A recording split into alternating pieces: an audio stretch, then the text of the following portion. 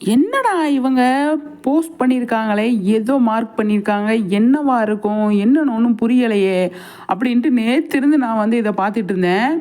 என்னன்னு சொல்லி பார்த்தீங்க அப்படின்னா, லட்சுமி பிரியாவ டேக் பண்ணி தான் அவங்க வந்து இத போஸ்ட் போட்டிருந்தாங்க. இப்பதாங்க புரியுது. நேத்திருந்து இது புரியல. இப்பதான் புரியுது. என்னன்னு சொல்லி பார்த்தீங்க அப்படின்னா, லட்சுமி பிரியா வந்து நம்ம டைரக்டர் பிரவீன் பென்னன் சார் இருக்கார் இல்லையா? அவங்களோட ஒய்ஃப் சாய் பிரமோதிதா மேடம் இருக்காங்க இல்லையா?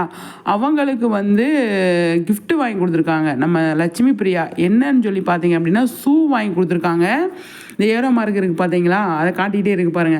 ஷூ வாங்கி குடுத்துருக்காங்க. அதை வந்து தேங்க்யூ செல்லம் அப்படின்னு சொல்லிட்டு அவங்க வந்து தேங்க்யூ பேபி அப்படின்னு சொல்லிட்டு அவங்க வந்து இதை போட்டிருக்காங்க, போஸ்ட் பண்ணியிருக்காங்க. லட்சுமி பிரியா டேக் பண்ணி போட்டிருக்காங்க.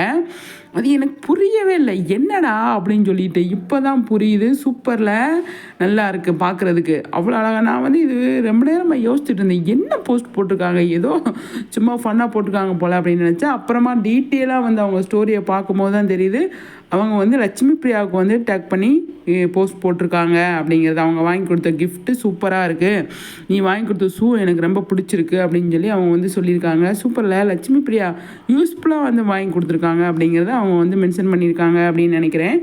நீங்கள் என்ன நினைக்கிறீங்கன்னு சொல்லிட்டு கண்டிப்பாக வந்து கமெண்ட்ஸில் சொல்லுங்கள். சரிங்களா? சூப்பருங்க.